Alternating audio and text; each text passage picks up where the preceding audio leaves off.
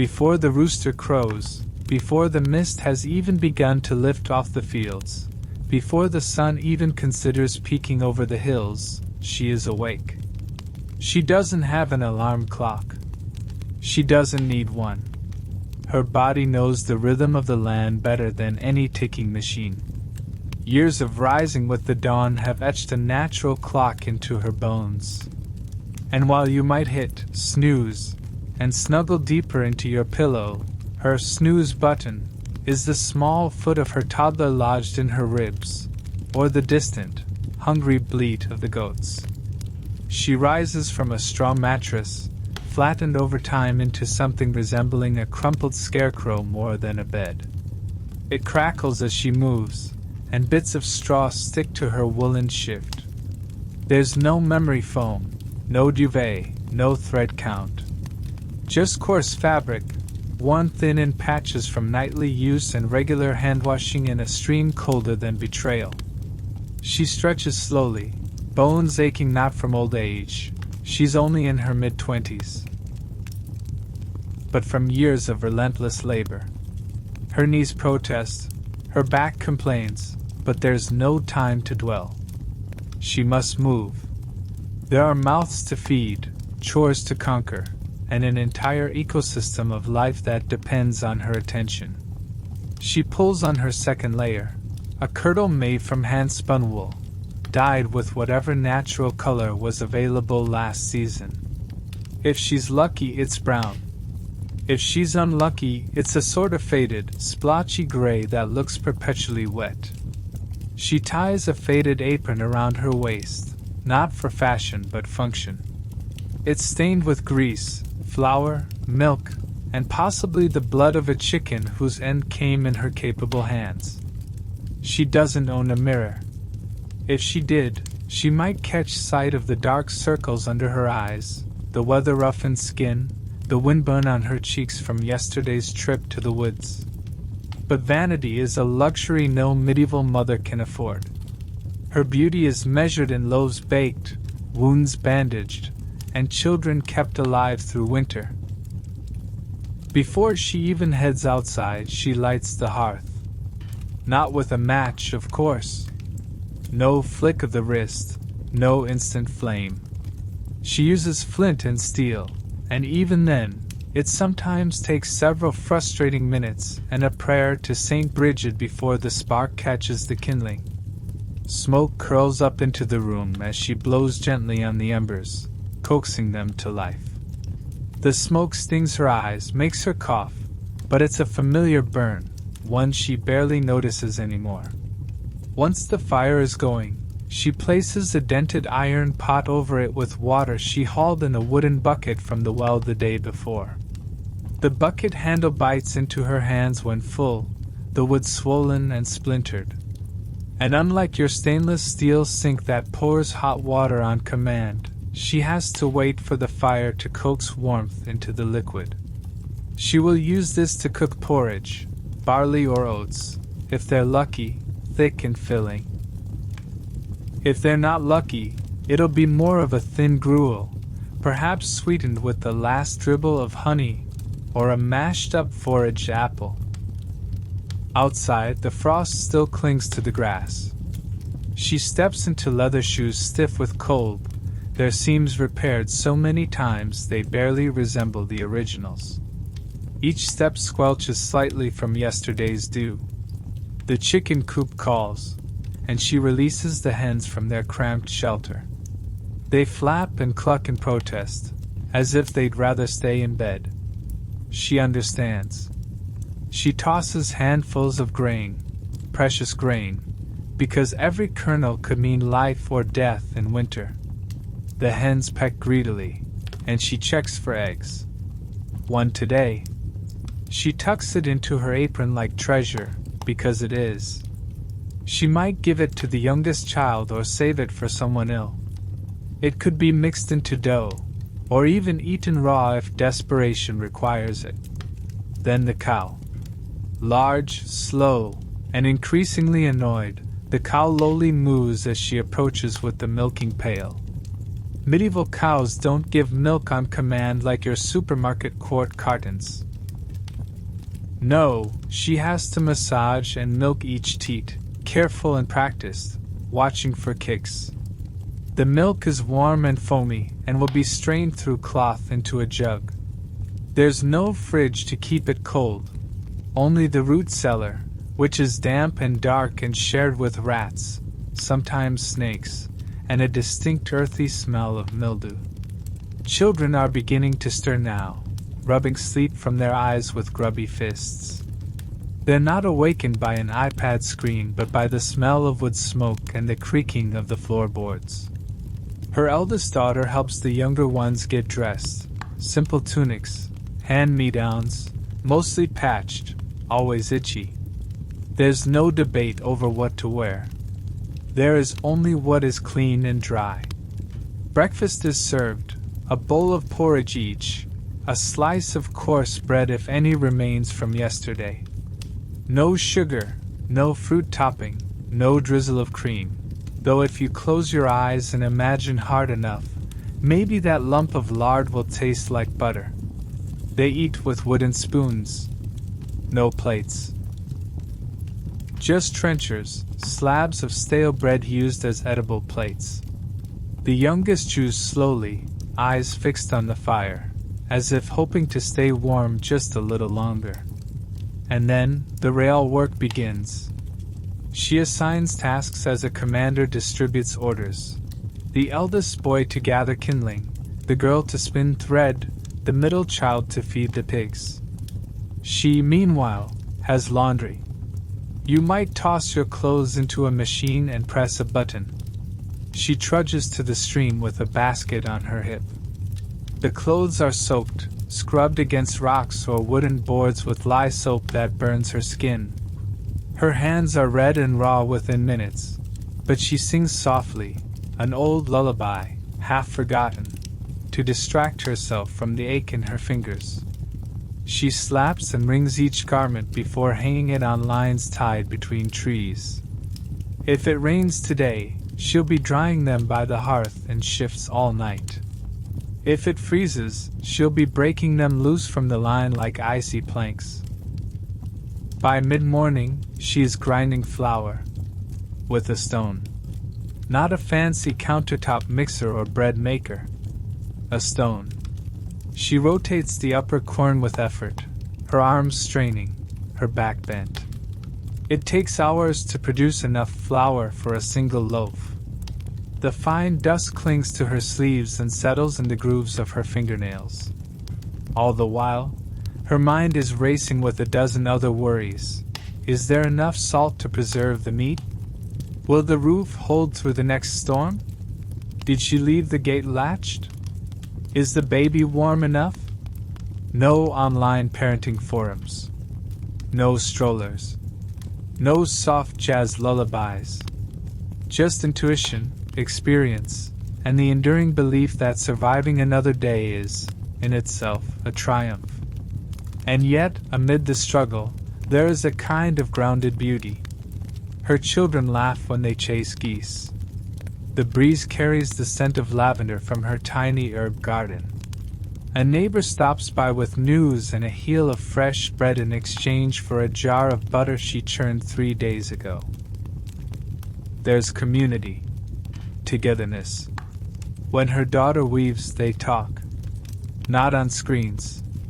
With eyes. With breath. With warmth. They speak of saints and fairies, of legends and the weather. They stitch not just fabric but memory. The work doesn't end, though. Lunch is not a break, it's a brief pause. A stew warmed over the fire, shared from one pot. If there's meat, it's probably rabbit, snared by her eldest the night before. If there's no meat, then beans and roots must suffice.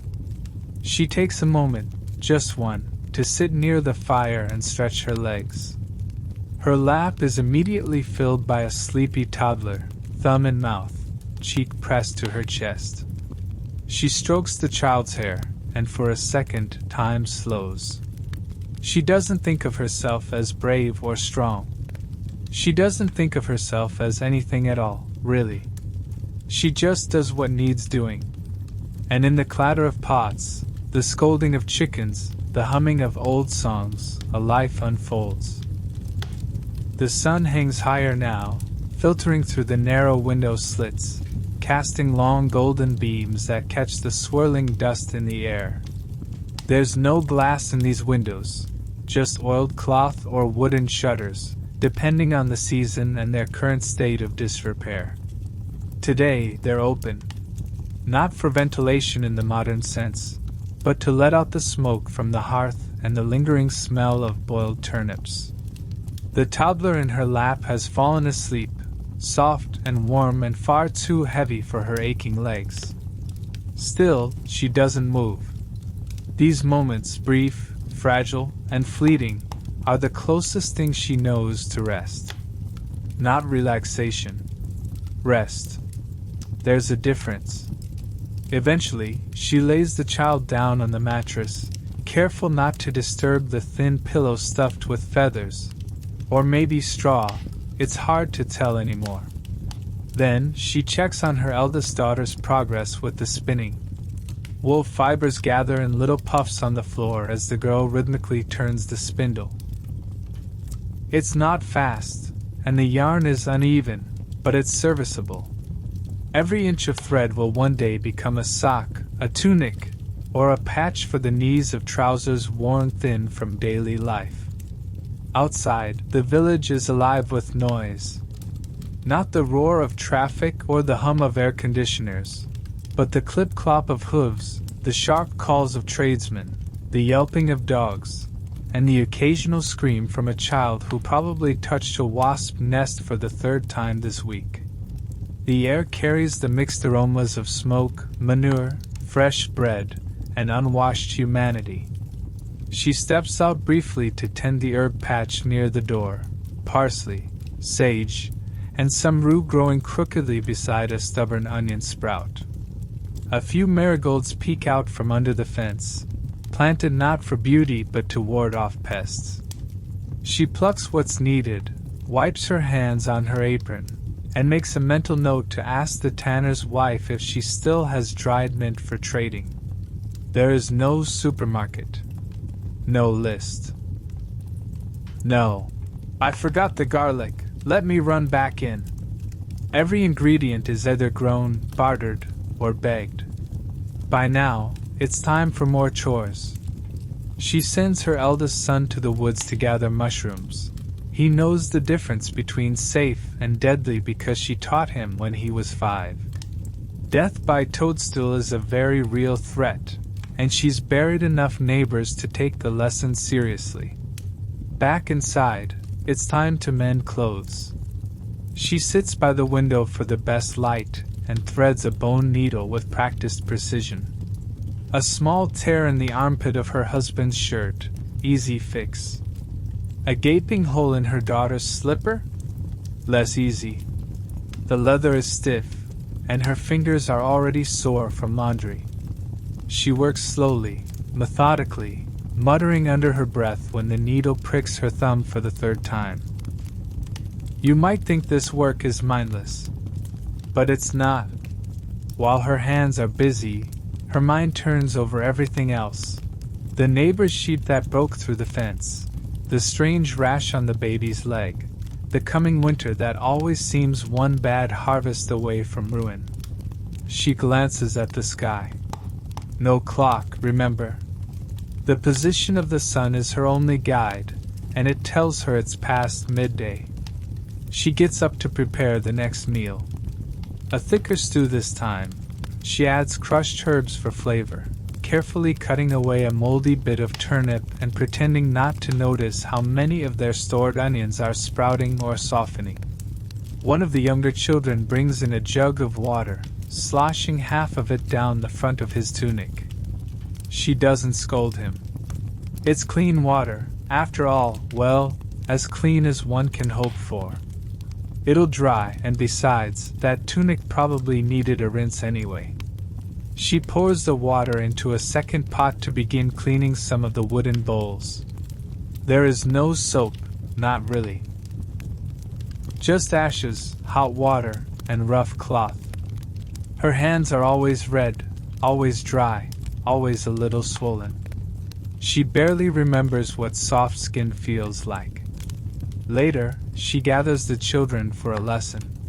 There is no schoolhouse, no chalkboards, just her and their wandering attention spans.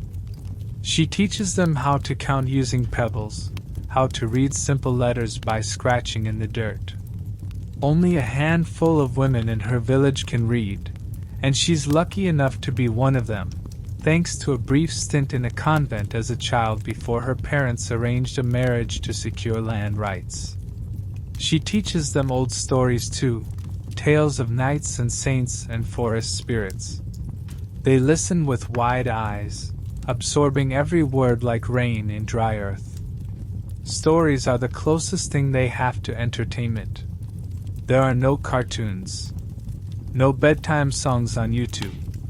Just mother's voice, a fire's glow, and the flutter of imagination. And yet not all is idyllic. Around mid-afternoon, her husband returns from the fields. His face is streaked with sweat and dust, and his mood is sour. He limps slightly, a sign the rheumatism is flaring again. She doesn't comment. Instead, she pours him a drink from the clay jug of weak ale and sets out a wooden bowl of stew. He eats silently. Not from rudeness, but exhaustion. The fields don't reward conversation. After eating, he lays down on a bench near the fire and dozes. She envies his ability to sleep in broad daylight, even with children bickering over a carved toy in the background. There is never truly silence here. The house is alive in every corner. Someone's always coughing, sniffing, singing, arguing, nursing, scraping something. And through it all, she orchestrates the chaos like a conductor with no baton, only endless patience and a head full of to-do lists. By late afternoon, she gathers the older children for berry picking. They carry baskets, and she carries the youngest on her hip. The bushes are thorny, the ground uneven. She steps carefully, mindful of snakes or hidden holes. Each berry they find is a jewel, one more spoonful of jam, one more sweet bite for the winter pantry. They return as the sun begins to dip low. The air cools, and the smell of wood smoke begins to drift from chimneys all around. She lights a second fire, this one for baking.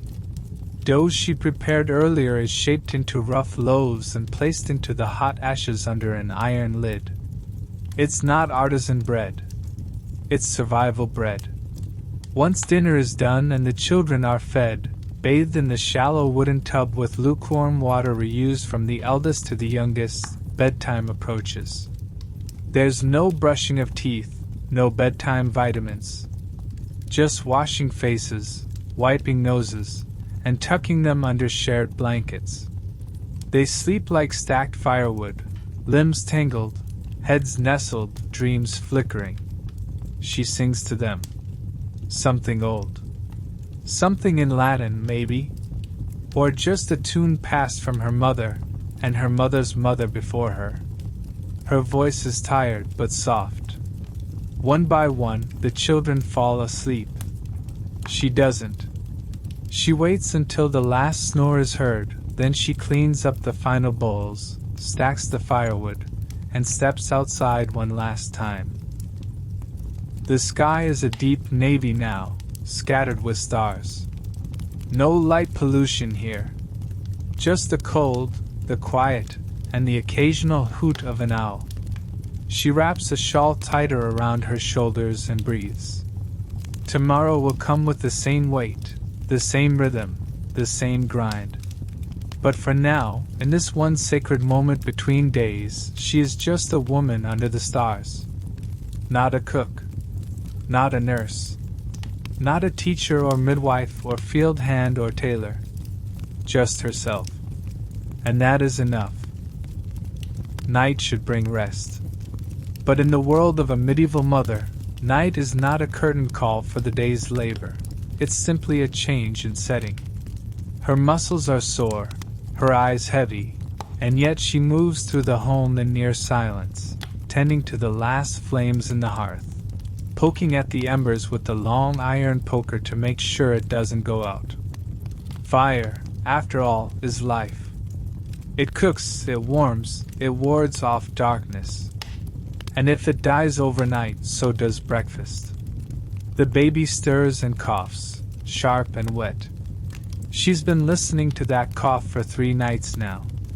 It started as a tickle. Then came the wheezing. Now the fever is rising, and that small, hot body beside her feels like it's burning from the inside out. She dips a cloth in the cooled herbal water she prepared earlier and presses it to the child's brow. She whispers to calm him, though her own heart races faster than hooves on cobblestone. There is no doctor to call. No emergency room, no hotline. Not even a midwife at this hour. She lives 2 fields away, and the path is black with night. Besides, she helped deliver 2 babies just yesterday. She'll be asleep, or resting her hands in salted water to stop the shaking. No, it's just the mother and the baby now. She opens a wooden box, small, handmade, and wrapped in twine. Inside, dried chamomile, a few fennel seeds, a scrap of birch bark, and 1 brittle clove she's been saving for months. She boils the herbs in a cracked pot over the hearth. The smoke curls thick and earthy as she lifts the child and gently encourages him to sit. He does, barely. Some dribbles down his chin, but she counts it as a victory. She rocks him back and forth, humming low, using a tune she doesn't even remember learning. It came to her when her first baby cried through the night, and somehow, it stayed with her ever since. She doesn't expect magic from the melody, just rhythm, warmth, and the unspoken promise that she will not let go. Not until he's better, or the fever breaks, or the gods show mercy. Outside, the wind howls. The thin wooden shutters rattle against the stone. Somewhere, a rooster crows too early, mistaking moonlight for dawn. She glares at the sound but doesn't curse it. Superstition lingers in every corner of her world, salt on windowsills, iron under pillows, herbs hung above the door to keep evil at bay. She's not sure what's real and what isn't, but she's not foolish enough to test fate. Not tonight. Eventually, the baby's breath evens out. Not entirely clear, but no longer gasping. His tiny fingers curl into the cloth of her dress, and he sleeps. She stays still, holding him against her chest, afraid that if she shifts even a little, his fever will rise again. That's how mothers sleep here, in slices, in postures more twisted than prayer, in total stillness for fear of waking the child whose life depends on every ounce of her vigilance. Sometime before dawn, she dozes. Not deeply, not safely, but enough. Then comes the knock. 3 slow raps on the wooden door. Just enough to wake her and cause her heart to jolt. Her husband stirs on the bench. The fire crackles. Another knock. Not urgent, but not idle either. She opens the door, shawl tight around her shoulders. It's the neighbor's daughter, barefoot, breathless, hair wild with sweat and dew. "My mother's time has come," she says, panting. "The baby's breech. She's screaming for you." No time for choices. The medieval mother turns to her husband, hands him the baby who is still half asleep and glistening with fever sweat, and grabs her birthing satchel. It's a rough bag of linens, boiled tools, salt, a jar of sheep fat, and a blessed token. She doesn't hesitate.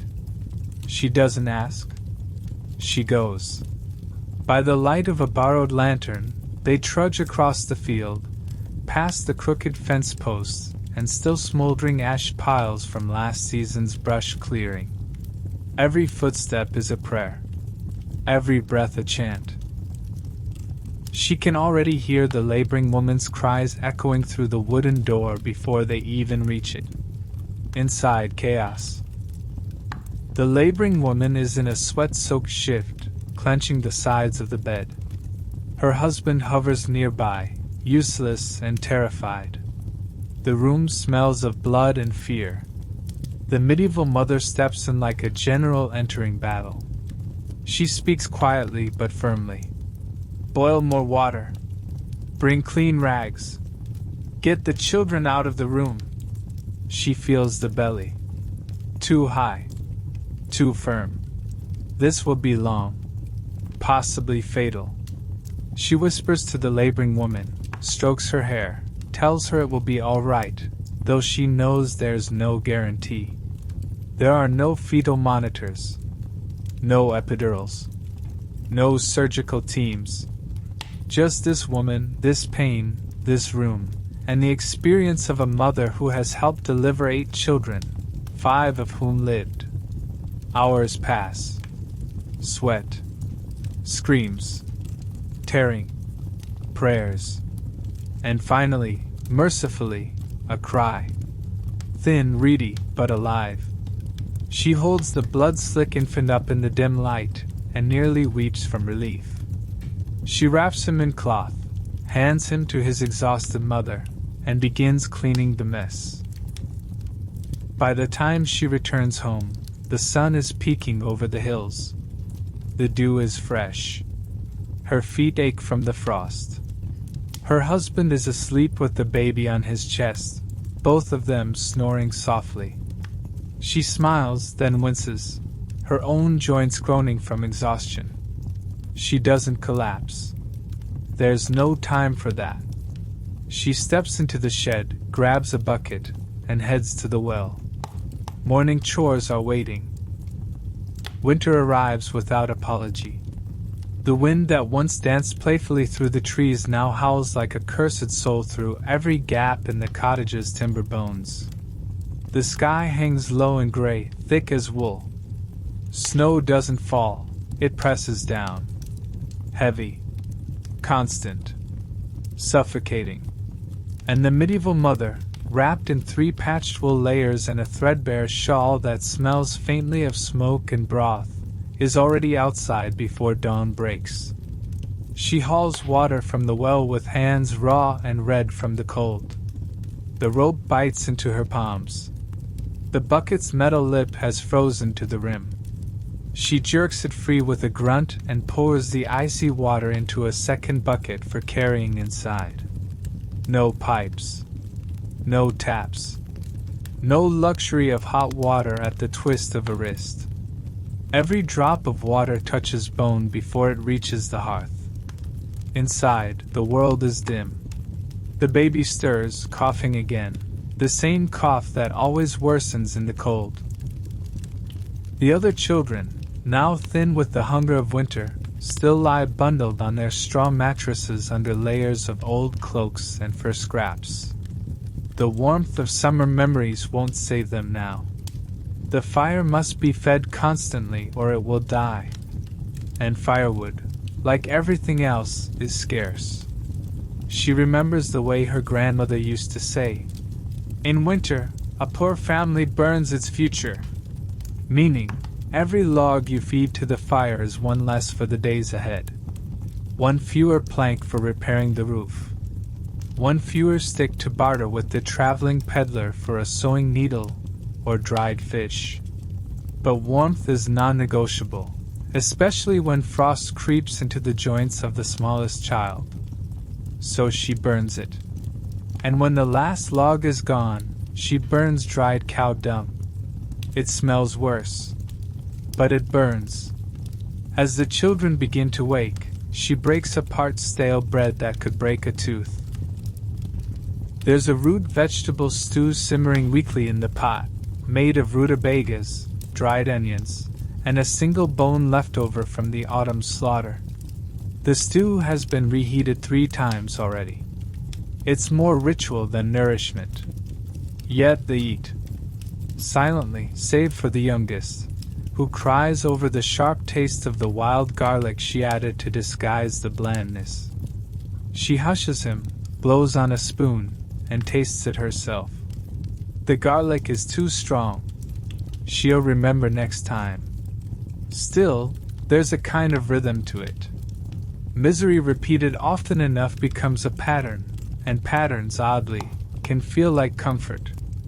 Outside, the snow is knee-deep. She wraps her feet in linen, slips them into cracked leather boots, and heads toward the animal pen. Her breath fogs the air. Each step is a battle against slipping. The goat is bleeding, nervous. The old hen hasn't laid an egg in days. The pig looks at her sideways, waiting for scraps. She sloshes through the pen, breaking the ice on the animal's water trough with a thick branch. It shatters like glass. She talks to the animals, out loud, because they never answer back with complaints. She calls the goat Lady Margaret, a jest from years ago when the noblewoman rode by in a velvet gown so bright it offended the colorless earth.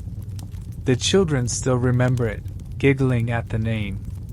Lady Margaret, the goat, kicks at her sleeve, then settles down for milking. It's a small mercy.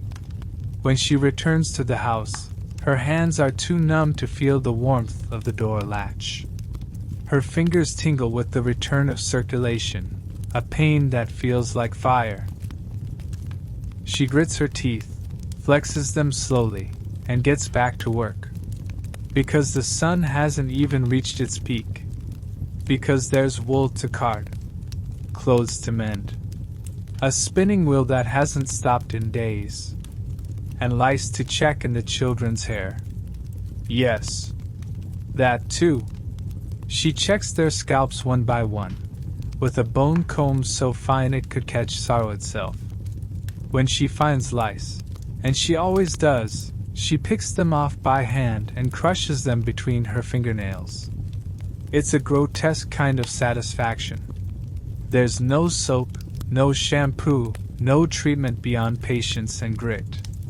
She would give anything for the things people in the future have. A comb that cleans itself. Hot running water. Radiators. A dryer. A light bulb. A dishwasher. A world where no mother has to choose between eating the last onion or planting it to grow another. But she doesn't know about those things. All she knows is today. And today, something strange happens. Someone knocks at the door again. But this time, it isn't a plea for help. It's a visitor, a traveling merchant, coated in snow, offering silk ribbons, colored beads, and exotic spices. In exchange, he wants cured meat or wool. She has little, but she offers a spool of yarn and a few strips of dried apples. And in return, a bright red ribbon. The kind you could tie in a child's hair. The kind noblewomen wear at feasts. The kind that means nothing to survival, and everything to spirit. She tucks it in her pocket. Later that night, after the children are asleep, she braids her daughter's hair. It's tangled and dry from the cold, but she hums while brushing it smooth. Then, carefully, she ties the red ribbon at the end. Her daughter gasps. Her smile is silent but wide. She twirls in her ragged dress like she's spinning beneath chandeliers. For a moment, just a moment, they both forget that tomorrow will be as hard as today. And in that moment, in the firelight, the medieval mother allows herself to laugh. A soft, quiet laugh. Because sometimes, the smallest bit of beauty can warm you more than the fire. Spring doesn't so much arrive as it slowly claws its way out of winter's grave. It begins with sound. The drip of melted snow from the thatch roof. The cautious chirp of a bird, hesitant, as if even the creatures aren't sure whether to trust this timid warmth. Beneath the earth, Roots uncoil. The air softens slightly. The wind, once a cruel blade, now carries the scent of wet soil and possibility. The medieval mother is awake before sunrise, as always, but today her movements are quicker, her eyes alert. Today is not a day for spinning wool or boiling cabbage until the stench becomes part of the walls. Today is the spring fair. It's not a holiday, not exactly. There's no rest. There's never rest. But it is a pause, a moment in the yearly rhythm where the entire village exhales together. She pulls out the children's best clothes. Best is a relative term. The boy's tunic has only 2 holes instead of 5. The girl's smock is a little less yellow than the rest. Her own gown is dark blue, once vibrant, now faded like ink in rainwater. But it's clean. She dusts it off, adds a woven belt, and wraps a kerchief over her hair. She squints at her reflection in the basin's surface, watered silver, not quite a mirror, and nods once. She grabs a small pouch of coins.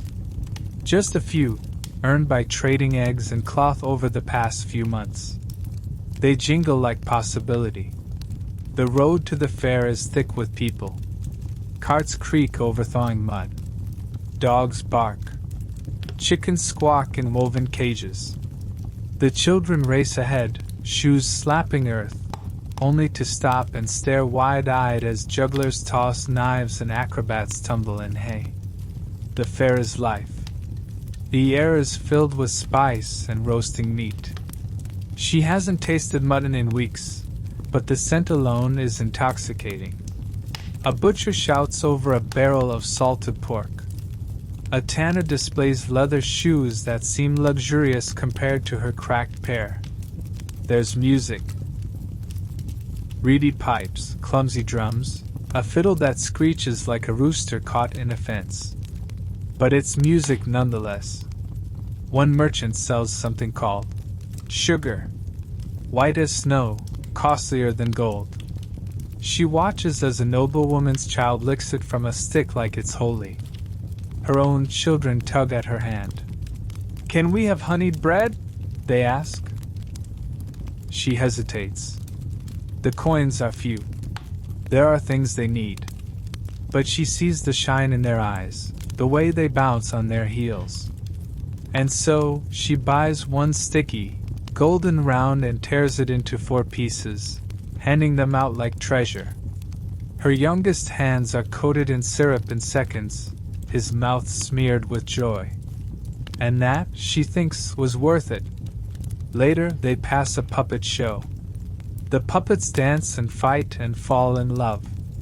The crowd laughs, loudly, hungrily. Even the sour old man from the mill is smiling. In a world where death is never far, where hardship is so normal it hardly gets named, laughter is sacred. She sits with the other mothers, watching their children run like they've never known cold. The mothers talk. They share news. Who's pregnant? Who lost a child? Who caught the eye of the reeve? There's gossip, yes, but there's also comfort in it. A sense of shared burden. A reminder that even when it feels like she carries the world alone, she does not. In the afternoon, there's a wrestling match between 2 boys from neighboring villages. Everyone gathers in a circle, cheering, betting pieces of bread and thread spools on the winner. The match is clumsy but passionate. The larger boy wins, but both are congratulated like warriors. Before the sun dips low, the priest gives a brief sermon, reminding them that joy is a gift from God, but never to be mistaken for the kingdom itself. The crowd nods. They know. Every joy here is fleeting, but it is still joy. As they walk home, arms full of small purchases, an iron spoon, a scrap of bright cloth, a book of psalms so faded it may as well be blank, her feet ache. Her back protests. But there is a softness in her chest, a rare and radiant warmth. That night, after the children are asleep and the stars have sewn themselves into the black sky, she sits by the dying fire. She removes the small cloth pouch from her belt. Inside it is a thimble. Simple, wooden, but smooth and new. A replacement for the cracked one she's used for 15 years. It cost her 2 eggs. She places it on the table and stares at it for a long time. Not because it's valuable, not because it's rare, but because it is hers. Entirely hers. Not something passed down, borrowed, bartered for. Something chosen. In a world where every day is a negotiation between survival and sacrifice, having something just yours is an act of rebellion. She smiles, just a little, and rests her hands on the table beside it. Tomorrow, the field must be tilled. The laundry must be done. The goat must be mended again. There will be blood, most likely. There always is. Tears, too. A broken plate, a stubbed toe, a scolding from the Reeves man. But tonight there is a thimble. And tonight that is enough. Dawn creeps in not with majesty, but with a kind of weary inevitability. The embers in the hearth have gone cold. The chickens are restless. A distant rooster cries, not so much a herald of the day as an alarm clock without a snooze button. The medieval mother awakens with the same ache in her bones, the same weight in her limbs. But there is a difference today. She feels something close to peace. It is a quiet day. Not fair day. Not feast day. Not storm day or famine day or death day. Just a day. She begins with the same ritual as always. She boils water in the iron pot. She shakes out the straw bedding.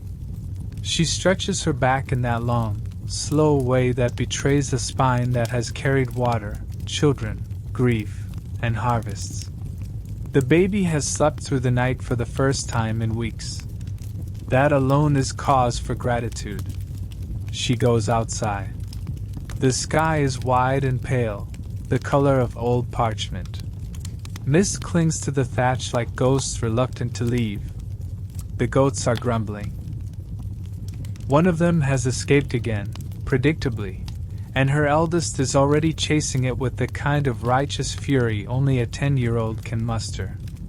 She suppresses a smile.